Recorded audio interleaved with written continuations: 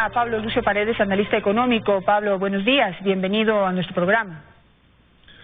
Muy buenos días, un saludo a todos en estas épocas tan difíciles y a pesar de las dificultades hay que ponerle energía positiva hacia adelante.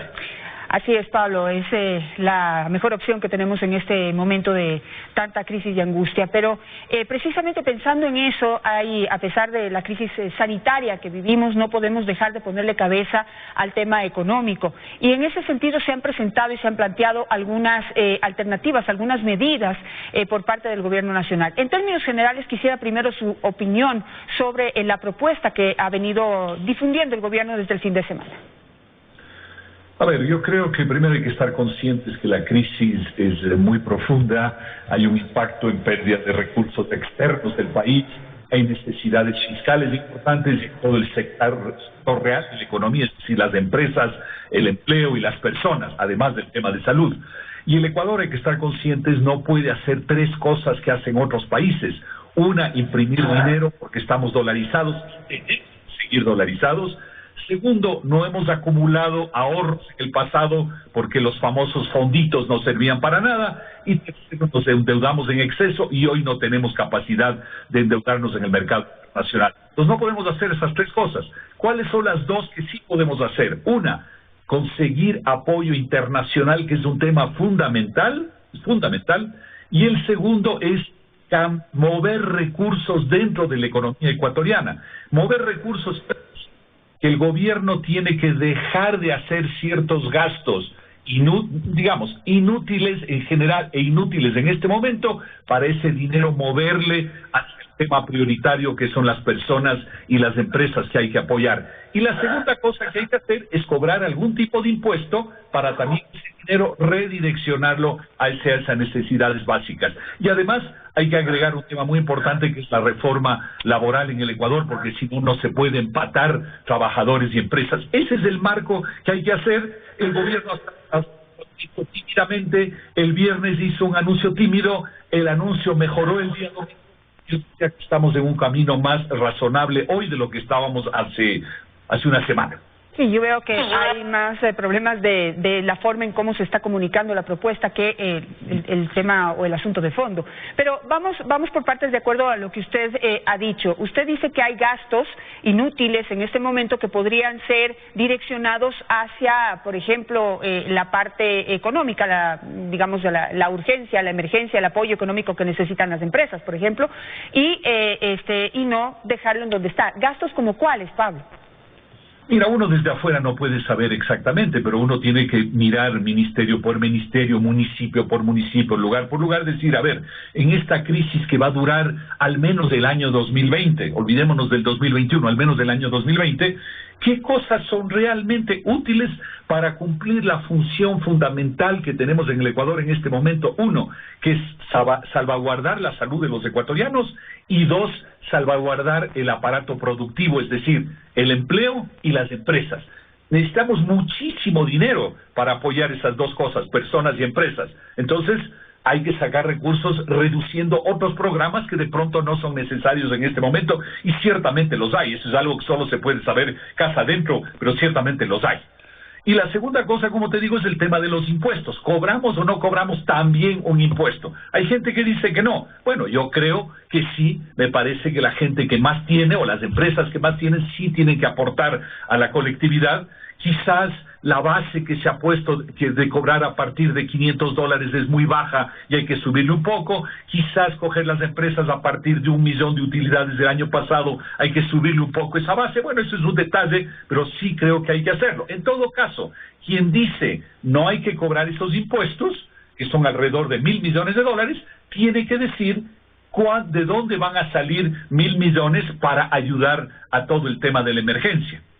Sí, en eso rescatando este criterio en un inicio de que quizás la propuesta tiene muchos detalles que no han sido expuestos, quizás a tiempo, no quiero calificarlo de ninguna manera, pero yo tengo una lista aquí de, déjeme ver, son 3, 6, 10 empresas que en el 2018, que es lo que hay registrado hasta ahora, pero no debe haber mucha diferencia con el 2019, tienen una utilidad neta que, por ejemplo, la número 1, no la voy a mencionar porque creo que no viene al caso, esto debería hacerlo el gobierno, ganó 150 millones de dólares, la segunda 144, 17 millones, 44 millones, es decir, sí hay empresas que han ganado muchísimo dinero, probablemente mucho de ese dinero se reinvierte, pero sí hay una utilidad que en este momento, ¿cree usted que los responsabiliza en forma mayor frente a esta crisis? Sí, mira, y es lo que se ha planteado. Se ha planteado que las empresas y las personas que sí pueden hacerlo, por eso es progresivo este tema, aporten a la colectividad. Ahora, es obvio que si tú me dices el sector, por decir algo en general, el sector turístico, ¿tiene en este momento capacidad de hacer? Probablemente no la tiene. Puede ser que haya tenido utilidades del año pasado, pero probablemente esas utilidades ya se las están comiendo este año. Entonces, obviamente hay que tomar medidas razonables. Ahora, mirando ese universo razonable, ¿te vas a equivocar en algunos casos? Sí, te vas a equivocar en algunos casos. Probablemente les vas a cobrar a algunos que no deberían estar en esa lista. Pero digamos, si te equivocas en 10%, bueno, es manejable como cualquier cosa en la vida que no es perfecta. Pero como te digo, la gente que dice, y también tiene su derecho y sus razones, que dice no tiene sentido cobrar impuestos en este momento, entonces tiene que decir, bueno, hay que sacar alrededor de 1.200 millones de algún lado. ¿De dónde sacamos? O sea, es un tema que se puede perfectamente discutir en el país, hay gente que tiene mejores ideas, pero en todo caso el concepto es que hay que redireccionar recursos del gobierno y del sector privado para ayudar a las personas y a las empresas. Y el segundo tema muy importante es conseguir recursos externos. Es muy importante que se cumpla lo que se ha dicho, que es que entre abril y mayo estarían llegando alrededor de 3.000 millones de dólares adicionales de afuera. Es muy importante. Y la tercera cosa fundamental que se anunció el día domingo es permitir que trabajadores y empresas puedan negociar libremente para encontrar en cada empresa, en cada lugar, encontrar cuál es la mejor manera de resolver el problema de unos para otros. Porque mira, yo hablo, digamos, constantemente con empresarios y contrariamente a lo que la gente cree a veces, que el empresario, el capitalista es un tipo que lo único que le interesa es su plata, su interés personal y nada más. Yo he oído a muchos empresarios que dicen, mira, yo quiero encontrar una solución que sea razonable para mis trabajadores. No quiero ir simplemente a lo que sonaría más sencillo, que es despedir a la gente y no pagarle nada y se acabó. No, yo quiero encontrar una solución buena para ellos y para mí. Así que es bueno permitir que las empresas y las personas negocien, porque el marco laboral en el Ecuador actual no permite ese tipo de negociación, extremadamente complicado. Entonces, me parece que es una situación. Ahora, nuevamente, en esas negociaciones entre empresas y trabajadores, ¿habrá 10% de gente abusiva? No lo dudo también que lo habrá, por supuesto, pero el 80, el 90% de la gente lo hará de buena fe y hay que contar con eso. Claro, en eso vale la pena aclarar, usted que ha tenido conversaciones con varios empresarios, con los gremios, tal vez sería importante porque quizás esa sensación de que las empresas en este momento solo piensan en el beneficio o interés de los dueños de esas empresas o los accionistas de esas empresas, se da por las declaraciones públicas que se hacen. Es decir, por ejemplo, fíjese ahora, los distintos representantes de los gremios se muestran en contra de que se cobre una contribución, se le ha llamado contribución, ellos lo llaman impuesto escondido, para poder apoyar a la crisis humanitaria que hay en este momento por la crisis de salud y también para usar 500 millones de esa contribución para poder ayudar a que las empresas no se vayan a la quiebra. Estamos hablando de las empresas más débiles o las más pequeñas, quizás, no sé cómo se lo defina. Entonces, da esa sensación. ¿Qué nos podría comentar usted, que ha conversado directamente con los distintos empresarios ya en particular? Mira, si es que hay esa sensación, entonces es una muy mala comunicación, es una muy mala sensación, y la gente tiene que transmitir su sentido de responsabilidad. Sí, mira, yo creo que en este momento es la palabra fundamental, el sentido de responsabilidad. Si a mí en la empresa me dan la posibilidad de negociar con mis trabajadores, yo tengo que negociar con responsabilidad. Es decir, si mi empresa, discúlpame la expresión, ¿no?, está hecho leña, está cerrado todo, no puedo hacer nada, bueno, tengo que tomar obviamente cierto tipo de decisiones más drásticas. Si mi empresa está más o menos bien o relativamente bien, tengo que tomar mejores decisiones negociadas con mis trabajadores. Es decir, yo creo que cada uno tiene que asumir lo mejor que puede, no tratar de aprovechar de nadie. Es igual que, por ejemplo, ahora hay la posibilidad de ir a negociar con los bancos.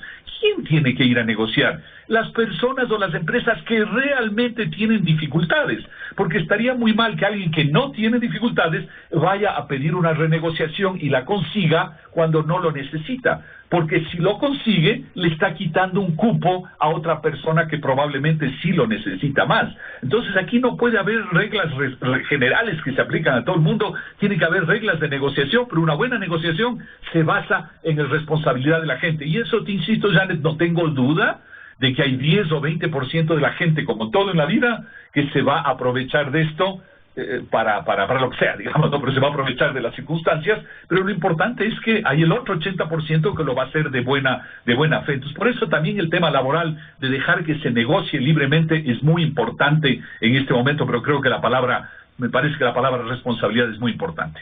Ahora, para digamos, cerrar el primer problema que se ha presentado, es decir, que los representantes de los gremios están manifestando que no se le puede cobrar un impuesto a las empresas. En eso, digamos, hay bastantes voces que están alzándose cada día más. Es decir, que esta contribución que se está pidiendo, gradual, proporcional, de acuerdo a los ingresos, de acuerdo a las utilidades que se han tenido, no se le puede cobrar a las empresas. Que se debería plantear, lo entiendo yo así, usted deme su visión, que se debería plantear como un aporte que debería ser de las personas. ¿Usted entiende eso? ¿Podría aclararnos eso para ver cómo se diferencia? Porque finalmente las empresas están formadas por personas. Entonces, ¿cómo le arreglamos eso en la parte de comunicación para que finalmente pues se haga lo correcto? Es decir, que los que más tienen en este momento contribuyan más, los que menos tienen contribuyan tal vez de acuerdo a sus proporciones o no contribuyen. A ver, yo creo que el criterio, si tú lo ves desde el punto de vista más técnico, tiene sentido, porque si la empresa está en dificultades, probablemente la empresa directamente no puede aportar, pero quizás la persona, el dueño de la empresa, sí puede aportar, porque como tú dices, quizás los últimos años recibió utilidades, él tiene ese dinero, no lo tiene necesariamente la empresa, porque la empresa se invirtió en máquinas, se invirtió en cosas, se invirtió en inventarios, etcétera. Entonces probablemente la persona sí tiene y la empresa no tiene. Entonces, lo que algunas personas dicen, y tiene sentido, es no le cobres a la empresa, sino cóbrale a las personas. Bueno, se puede hacer eventualmente, pero también uno podría rebatir a eso diciendo, entonces, ¿por qué la persona no le da dinero a la empresa para que la empresa pague? O sea, hay todo un elemento técnico ahí detrás, pero en definitiva es la empresa y o sus accionistas los que tienen que hacer esos aportes, insisto, en las actividades donde razonablemente sí se puede hacer, como decía hace un momento, el turismo probablemente no lo puede hacer. Entonces yo creo que ese es un poco lo que hay que pensar. Yo creo que no hay que huir a esta responsabilidad que tenemos de los que tienen más aportar a la sociedad. Pero nuevamente, las personas que dicen eso, y también es su derecho, y quizás tienen razón, no quiero decir que yo tengo la razón, las personas pueden tener la razón, pues entonces tienen que decirnos de dónde va a salir ese dinero de una manera sensata. Por ejemplo, hay gente que dice, esto tiene que salir de la minería y el petróleo. Sí, yo soy de las personas que siempre he dicho que en el Ecuador hay que empujar más la minería y el petróleo, pero tú no lo puedes empujar en 3 meses, en 4 meses, en 5 meses durante el año. La minería necesita 2, 3 años para moverse. Quizás no hicimos en el pasado lo que había que hacer, pero bueno, lo que no hicimos, ya no podemos enmendarlo. Entonces no se puede simplemente encontrar soluciones que no son reales. Tú sabes, siempre hay gente que propone soluciones caídas del cielo, que parece que hubiera milagros en el mundo. No, en el mundo no hay milagros. Ayer mismo la Asamblea, entiendo que aprobó una resolución medio extraña para una Asamblea, la verdad, diciéndole al Banco Central que tiene que utilizar los recursos que tiene para prestar a la economía. Resulta que los recursos que tiene el Banco Central son básicamente recursos del sistema financiero, es decir, recursos tuyos, míos, de la gente que nos está escuchando, y no hemos dicho que esos recursos que son nuestros depósitos queremos que el Banco Central le preste al gobierno. Para eso no están cobrando un impuesto, para eso hay una cosa, para eso hay otra cosa. Ese dinero es dinero de respaldo del sistema financiero. Por eso te digo, tampoco puede haber soluciones caídas del cielo que no tienen sentido. O sea, las soluciones tienen que ser soluciones reales. Claro, y le doy mi opinión, Pablo, es porque, digamos, desde la Asamblea Nacional primero se trabaja desde mucho desconocimiento de las cosas, lo digo con mucho respeto, pero esta es una prueba más, y en el sentido de que siempre que se habla de dinero, se relaciona con la gente que tiene mucho dinero en este país, y no se piensa que el dinero que está en los bancos pertenece, digamos, al común y corriente de los ecuatorianos, es decir, aquel trabajador que se ahorra parte de su sueldo, al tendero que optimiza bien su negocio y guarda algo de dinero. Es decir, siempre se relaciona dinero con gente pudiente y no con la realidad de cualquier país. Este no es la excepción.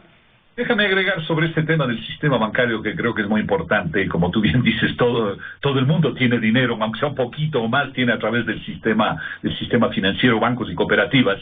Y entonces es muy peligroso, lo que también siempre hay la tentación, es de decir, a la banca yo le voy a obligar a que haga esto, a que refinancie las deudas, a que baje los intereses, a que haga no sé qué, a que haga esto por aquí, por allá.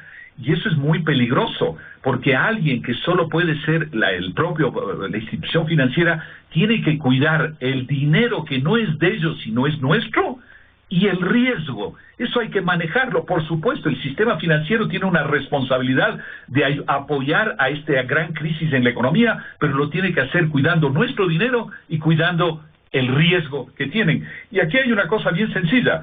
En el fondo, cada ecuatoriano, cuando piensa en la banca, tiene que hacerse la pregunta, a ver, si yo en lugar de tener mi dinero en el banco, lo tuviera en mi bolsillo, mi dinero, lo tuviera en mi bolsillo, yo en esta crisis le prestaría ese dinero a alguien, ¿a quién le prestaría? ¿Con qué intereses le prestaría para ayudarle en la crisis?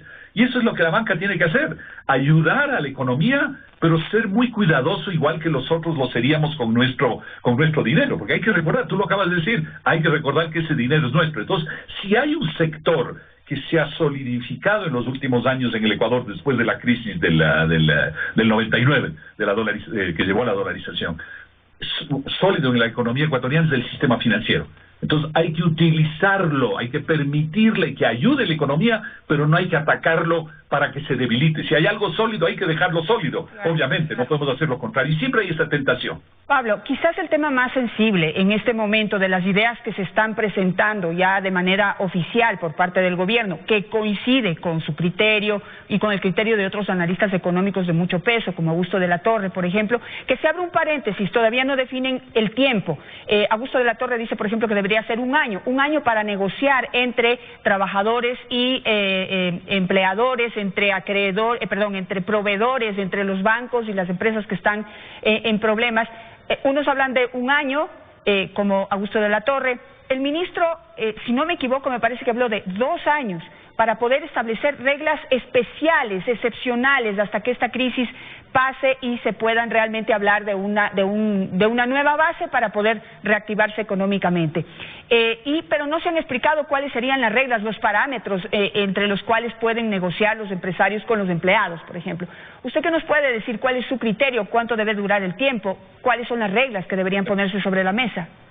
Sí, mira, es un tema importante que lo mencionaba justamente hace un momento, que es esta negociación más libre entre empresarios y trabajadores para en cada lugar encontrar una solución. Que yo pueda decirte, por ejemplo, en mi empresa, yo estoy en un sector que yo sé que se va a recuperar de aquí a 6 meses razonablemente, porque cuando la gente empiece a moverse, mi sector sí se mueve, ¿no? Y entonces uno dice, ok, entonces vamos a negociar por 6 meses y al cabo de 6 meses lo que yo no te pagué estos meses, te voy a pagar a partir del 6º mes, o sea, voy acumulando una especie de deuda contigo. Otro sector dirá, mira, estamos en problemas tan graves que lo único que puedo hacer es negociar una baja del sueldo, pero te mantengo el empleo, pero ese dinero que te bajé no te voy a poder recuperar en el futuro porque no tenemos la capacidad. Es decir, que cada uno puede encontrar una mejor solución. Entonces yo creo que aquí hay 3 cosas que tienen que hacerse. La primera es dejar negociación libre entre las empresas y sus, ahora en el mundo moderno se llama los stakeholders, los que están alrededor de la empresa, es decir, trabajadores, sistema financiero, proveedores, etcétera. El primer paso, que es muy importante. Luego hay un segundo paso que no se ha anunciado, pero que a mí me parece que sería un paso muy importante, que es, si no ha logrado la empresa negociar con los que están en su entorno, que haya la justicia o el sistema de arbitraje, ¿no?, que les ayude a negociar en segunda instancia, si no han logrado hacerlo directamente. Y luego una tercera instancia que sí se ha mencionado es que si a pesar de todo no hay acuerdo y la empresa tiene que cerrar, que haya un mecanismo de quiebra más simple, porque en el Ecuador abrir una empresa es diferente y cerrar una empresa es 10 veces más difícil que abrir una empresa. Entonces me parece que se ha hablado de lo primero, la libertad de negociación, se ha hablado de lo tercero, un sistema de quiebras más fácil, pero no se ha hablado de algo que a mí me parece indispensable en el medio, que es un sistema más formal, rápido pero formal, que ayude a la negociación, que sería arbitraje, justicia. Bueno, la justicia es muy lenta en el Ecuador, tal vez el sistema de arbitraje que ayude a ese tipo de negociaciones. Me parece que la pata del medio es la que falta, y el tiempo, mira, no tenemos ninguna idea, pero si tú empiezas a ver a nivel mundial, donde hay economías más sólidas que la ecuatoriana, pues la gente dice, la economía va a recuperarse a nivel anterior a partir de mediados del 2021, a partir del 2022, entonces me parece a mí que estos mecanismos que aplicamos en el Ecuador deberían ser válidos, yo diría razonablemente hasta finales del 2021. Me voy a quedar con eso, Pablo, muchísimas gracias. Se me queda en el tintero el tema de los recursos que hay que conseguir de fuera. Y tomando en cuenta que el mismo Fondo Monetario Internacional acaba de definir cuáles son los 25 países más pobres del mundo a los que se le debe dar prioridad en esa ayuda, y el Ecuador no está en esa lista. Sin embargo, tenemos condiciones especiales por estar dolarizados y por tener las condiciones que tenemos ahora de no poder imprimir billetes. Pero ese tema